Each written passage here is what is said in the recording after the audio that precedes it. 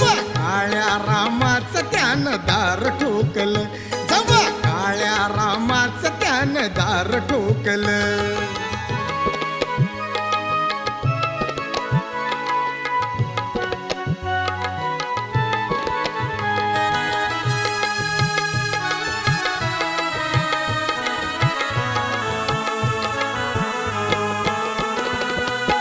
प्रवेश नव्हता मंदिरात, माणूस नव्हता बघा माणसात.